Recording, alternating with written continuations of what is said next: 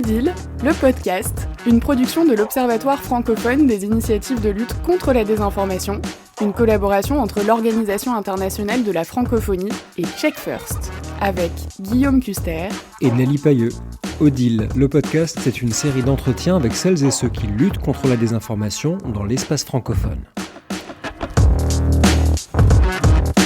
Nous accueillons Élisée Kouakou qui fait partie des bénévoles de l'éducation aux médias et à la formation, les bénévoles de l'EMI, une association ivoirienne qui s'est créée à la suite d'une formation reçue avec le bureau UNESCO Abidjan et qui fait donc de l'éducation aux médias. Bonjour Élisée. Bonjour. Bonjour. Est-ce que vous pouvez, Élisée, nous expliquer comment vous vous êtes constituée en association à la suite de cette formation reçue ? Qu'est-ce qui vous a donné envie de faire ça ? Moi, j'étais d'abord dans une organisation de jeunes. Je suis venu, j'ai participé gratuitement à la formation. J'ai vu que vraiment c'était bien parce que je découvre quelque chose de nouveau.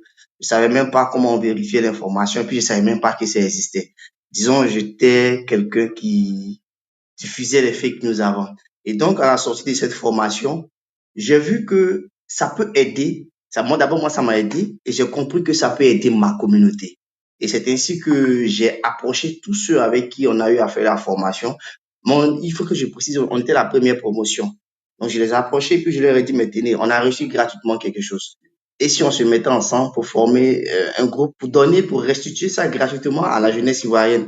Parce que il faut souligner que bien avant cela, il y a eu beaucoup de fake news. On a un artiste célèbre ici qu'on appelle Didier Arafat qui est décédé. Et les fake news ont pris tellement de l'ampleur qu'il y a eu la profanation de sa tombe. Et donc, je me suis dit, mais sans doute, c'est parce que la majorité, la jeunesse n'est pas informée que on peut les utiliser sur les réseaux sociaux à partir des fausses informations et puis ça peut créer un trouble social. Donc, si on les forme, si on leur passe l'information, parce que chez nous, le gouvernement sanctionne plus que de former ou sensibiliser. Et donc, je me dis, puisque nous, on a appris gratuitement, mettons-nous ensemble et puis apportons cela aux jeunes. C'est comme ça, l'idée est partie en décembre 2019 et puis bon, nous sommes constitués et puis nous avons mis en place les bénévoles de l'éducation aux médias. Pourquoi bénévoles ? Parce qu'on veut faire quelque chose gratuit.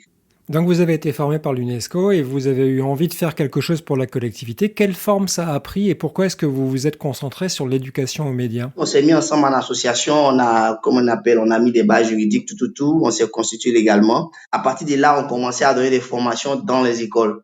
Dans les écoles et dans les lycées. C'est un peu comme ça a commencé. Après, bon, il fallait faire encore plus de, il fallait encore aller à l'UNESCO pour avoir plus de formation parce qu'on voulait former pas seulement les étudiants ou les élèves, mais vraiment l'ensemble de la jeunesse même. Et il fallait être mieux aguerri. Donc, on a eu encore ce qu'on appelait, je sais pas s'il y a des recyclages encore au niveau de l'UNESCO. Et voilà, c'est comme ça, c'est parti. Donc, vous vous adressez majoritairement à des étudiants, mais aussi à des jeunes. Et vous, qui avez bénéficié de cette formation et qui êtes maintenant bénévole, qui vous êtes ? Est-ce que vous êtes des journalistes ? Est-ce que vous êtes des professionnels de l'information ou pas du tout ? Bon, moi, perso, je suis pas un journaliste. Aujourd'hui, avec les bénévoles, on a un autre scène des journalistes parce qu'ils ont vu la cause qui est vraiment noble et bonne. On a un autre scène des journalistes qui nous recadre un peu parce que nous, on n'a pas fait de formation de journalisme, mais on a eu des formations sur la vérification de l'information, sur comment être mieux outillé sur l'éducation média à l'information. Mais il faut que j'avoue qu'il y a des journalistes même qui ne savent même pas ce que c'est aussi, parce que c'est quand certains sont venus vers nous qu'on a commencé à former, puis ils découvrent, mais c'est quoi l'EMI? On dit, mais en temps normal, c'est vous-même d'abord qui devrez être les précurseurs. Et donc, c'est comme ça, c'est parti. Il y a des journalistes en notre sein. Moi, je suis pas journaliste, mais je suis un passionné de l'EMI et je suis un entrepreneur. Mais j'avoue que je passe 80% de mon temps en train de faire l'EMI, formation, tout. C'est intéressant parce qu'on l'a déjà entendu, ça, que les journalistes avaient parfois besoin de formation aussi quand on touchait à la désinformation. Ce qui a retenu mon attention, c'est que vous disiez au début de cet entretien, moi-même, je diffusais les fake news avant d'être formé par l'UNESCO. Et c'est ce déclic que vous avez envie de créer chez les jeunes de votre génération dans votre pays maintenant, en Côte d'Ivoire, de faire en sorte, non, regarde, avant de publier quelque chose, il faut réfléchir un peu avant ? C'est bien cela. Avoir des citoyens, des jeunes responsables comme on appelle, de ce qu'ils publient sur les réseaux sociaux. Parce qu'aujourd'hui, comme on le disait là, tout le monde est journaliste. Mais en Afrique, contrairement en Europe, ici, en Afrique, surtout en Côte d'Ivoire particulièrement, l'éducation aux médias ou c'est quelque chose de nouveau, quoi. Les gens même ne maîtrisent pas. Et tout le monde vient sur les réseaux sociaux. Tout ce qui est sur les réseaux sociaux, pour eux, tout est vrai. Aujourd'hui, combien de personnes ont bénéficié de votre formation? Là, en ce moment, de la plateforme des bénévoles, ceux que nous avons formés peut valoir 500. Mais on a formé plus de 20 groupes d'associations de jeunesse.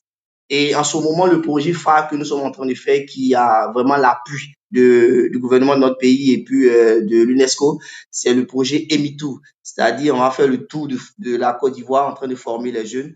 Là, Dieu merci, grâce à ce qu'on a commencé depuis 2019 et l'UNESCO qui nous appuie en tant que partenaire conseil, avec des conseils, on a pu avoir la caution du gouvernement, du ministère de la Jeunesse et de l'Emploi qui va nous accompagner dans ce projet EMITOUR là. Et vraiment, ça, c'est une joie pour moi aujourd'hui de voir.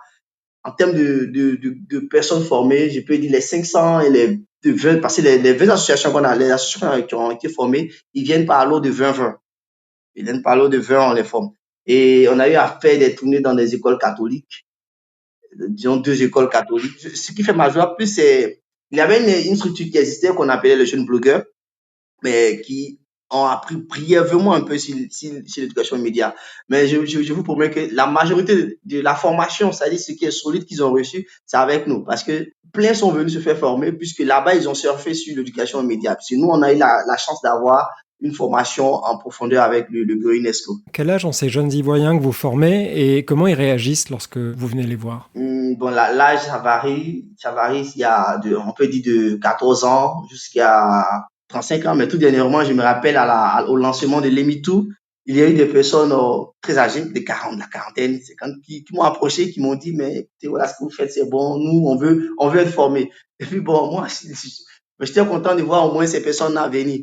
En tout cas, ils sont très, très, très, très, très contents d'être formés. Après, ce qui est un peu, je sais pas si c'est un handicap, c'est que ils veulent qu'il y ait mensuellement des activités. Mais là, on peut pas tout, on peut pas le faire mensuellement parce que on n'est pas, je veux dire, en guillemets financé. Bon, voilà, c'est des bénévoles, c'est à fond propre, c'est un fond propre au moins. Voilà, donc on peut pas faire des activités parce que si tu fais une activité, il faut prévoir un petit cocktail, tout ça, et puis bon, voilà.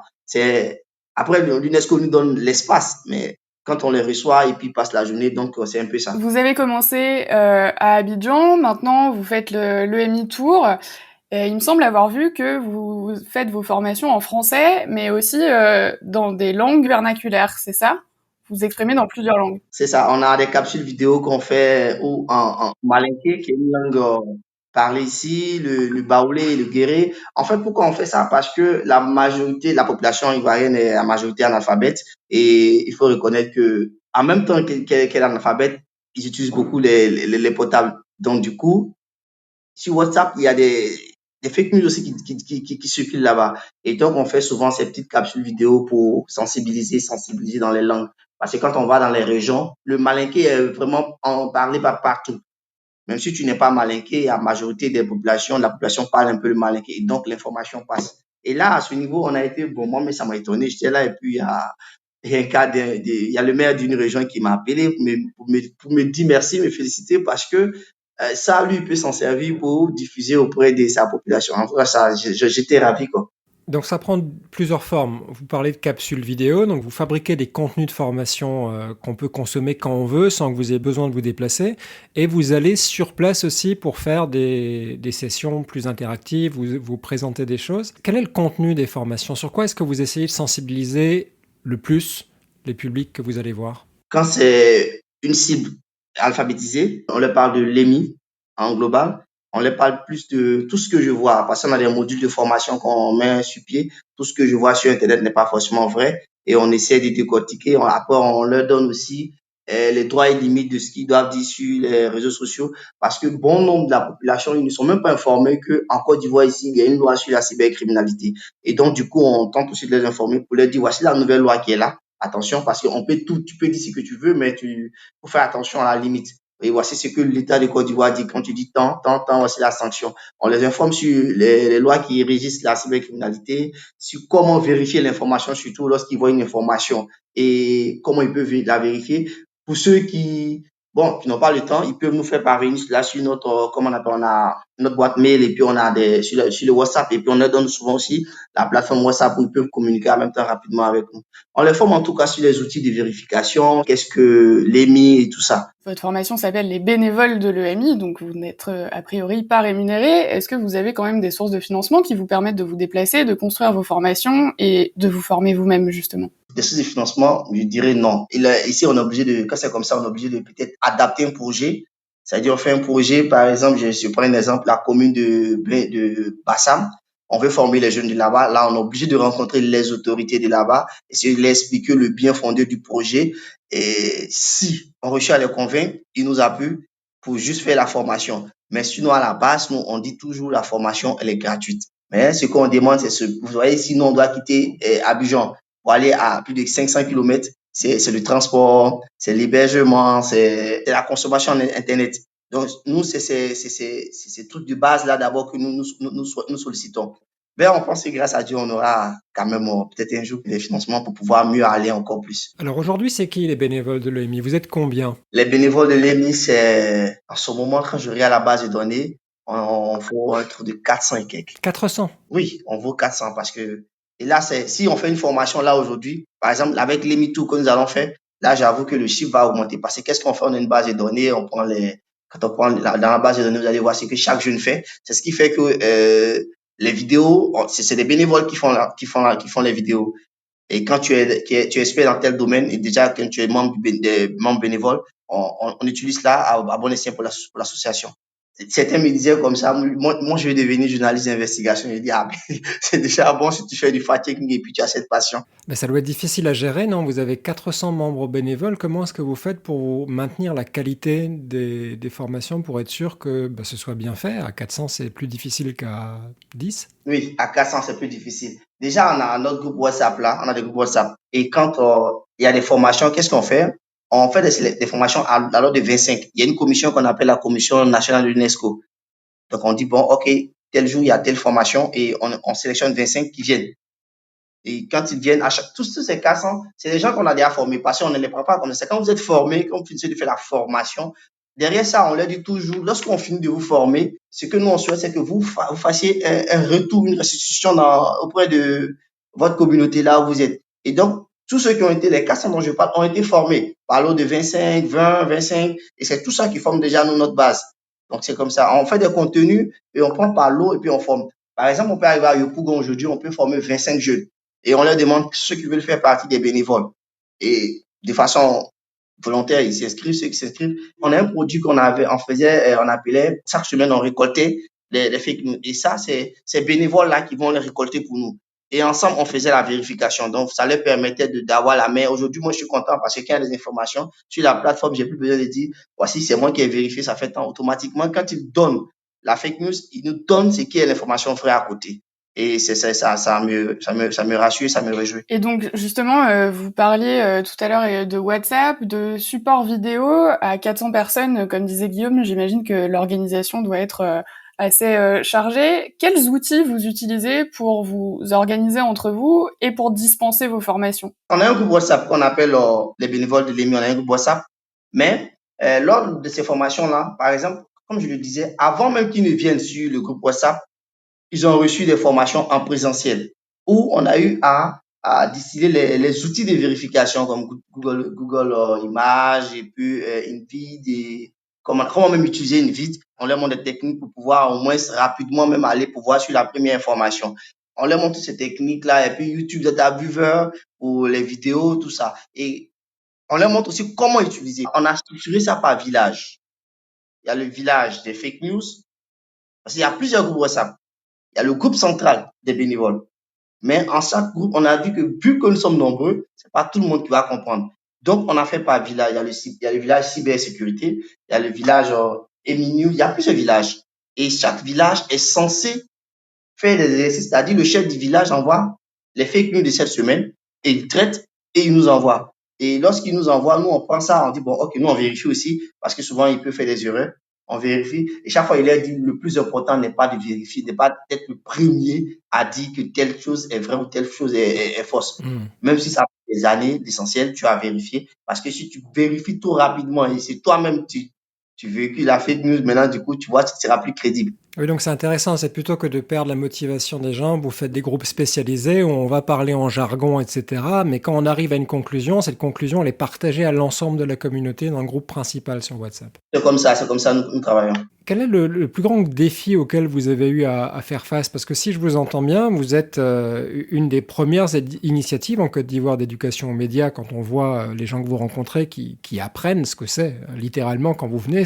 Donc c'est assez récent comme exercice, mais est-ce que vous avez été intimidé par la tâche lorsque vous arrivez dans des endroits un peu éloignés d'Abidjan où vous vous rendez compte que les gens croient vraiment absolument tout ce qu'ils voient sur les réseaux sociaux?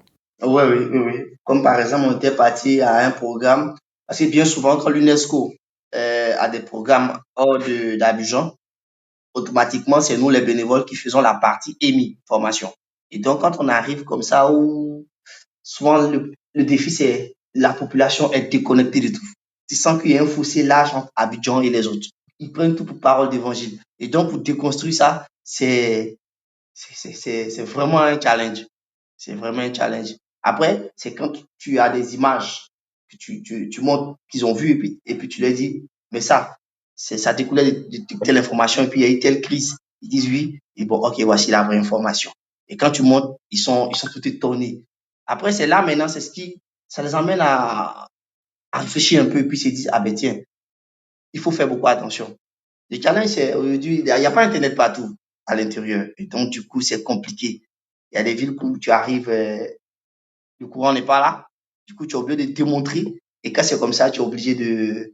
Qu'est-ce qu'on fait? Bon, on est obligé de faire avec des images. On a des images, on peut montrer des photos, on dit bon, ça, on essaie de montrer. Et après, s'il n'y a pas de courant, on est obligé maintenant, soit quand on utilise les images ou on fait ce qu'on fait habituellement, c'est comment on appelle là, les capsules vidéo qu'on a là, sur portable là, on fait appel du portable et puis on fait circuler. Et comme ils comprennent ça au moins ils comprennent ça très vite. Parce que c'est en langue et ça passe un peu. L'objectif pour nous à l'intérieur, surtout avec la population analphabète, c'est de les emmener à faire plus attention, à ne pas croire à tout ce qu'ils voient. Parce que eux, directement, ils ne peuvent pas vérifier. Et à casser les relais aussi, à faire en sorte qu'ils ne republient pas ou qu'ils ne partagent pas. C'est ça, c'est ça. Et quand c'est comme ça, on prend celui qui est lettré, qui a alphabète, et puis maintenant, on le prend comme le point relais de la ville. Et après, maintenant, les activités qu'on fait, c'est aussi un défi aussi pour nous, c'est de ranimer les communautés qui sont hors d'Abidjan. Parce qu'on intervient beaucoup plus à Abidjan et du coup, à l'intérieur, souvent les jeunes nous écrivent, ah, mais il n'y a pas d'activité pour nous, vous nous oubliez. C'est un défi pour nous. Comment faire voilà pourquoi aussi, je pense bien que Emitou vient un peu pour parler à cela, mais bon, après Emitou, quand ça finit, c'est fini. On sera encore plus concentré sur Abidjan. Donc vous avez les Mi-Tours qui est votre projet de cette année. Vous aviez le projet l'année dernière chasseur de fake news.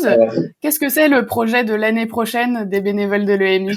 Où est-ce que vous en serez dans un an? Dans un an, en finissant d'avoir avec les MeToo, parce que dans un an, je pense que ça va grandir encore plus, mais je sais pas encore. Mais je pense bien que à partir de les MeToo, peut-être qu'on aura plus de visibilité pour voir ce qu'il faut faire. Avoir plus de bénévoles, plus de visibilité et peut-être un peu plus de financement aussi? Oh oui, plus de financement et puis être plus actif. C'est-à-dire ne pas oublier ceux de l'intérieur, parce que moi, c'est quelque chose qui me fait mal. Tout est concentré sur Abidjan et du coup, on a l'impression que, bon, après, c'est important parce que tout part d'Abidjan aussi. Après, c'est important. Tout ce qui est, tout part d'Abidjan, tout le buzz, tout part d'Abidjan. Et donc, si aussi, on s'est dit aussi, si on a réussi à contrôler un peu plus Abidjan, on contrôle. Après aussi, on a envie de plus faire avec les journalistes parce que eux aussi sont très, très, très, très, très importants dans notre cible, quoi. Parce que la majorité sont même pas formés. Hier, j'ai échangé avec un journaliste qui me disait, mais ses collègues ne savent pas beaucoup, c'est quoi l'EMI, c'est rien, c'est temps, ils savent rien. Ici, le journaliste, quand c'est bleu, il est du parti bleu, il écrit bleu. Rouge, il écrit rouge. Et du coup, vous voyez que c'est un peu compliqué pour le lecteur de pouvoir faire la part des choses. Donc, on va aussi, vraiment, peut-être l'année prochaine, ça sera plus des journalistes. Mais en tout cas, ce qu'on retient, c'est que on n'a pas besoin d'être lettré pour être susceptible à la désinformation et que vous allez sur place, même si c'est à 500 km d'Abidjan, pour aller faire le travail de terrain, expliquer avec patience et puis ce qui fonctionne finalement dans la langue des populations locales et puis avec les ressources en images et en vidéo que vous avez. Oui, c'est une belle initiative qui montre aussi la diversité des langues qu'on peut avoir dans la francophonie, puisque la francophonie au sens large, c'est pas juste le français, c'est aussi les langues locales, et c'est pour ça que c'est important, je pense, d'avoir ce genre d'initiative pour arriver à ce que tout le monde ait une bonne éducation aux médias et à l'information, et puisse lutter à sa manière contre la désinformation. On mettra toutes les infos à propos des bénévoles de l'EMI dans les notes d'épisode de ce podcast. Donc votre numéro WhatsApp sur lequel on peut vous envoyer des fake news qui ont été repérées. Vous êtes également sur les réseaux sociaux ? Oui, on est sur les réseaux sociaux, on est sur Facebook, les bénévoles de l'EMI. Super, et on mettra tout ça en description. Merci beaucoup, Élisée Kouakou, d'avoir été avec nous, et on vous souhaite une très bonne continuation pour la suite et un très bon EMI Tour alors. Merci beaucoup. Merci beaucoup.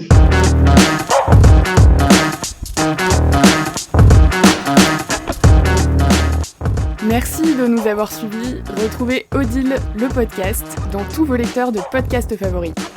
Et le site de l'Observatoire francophone des initiatives de lutte contre la désinformation, c'est odile.org, odil.org, et sur Twitter, @obsdil.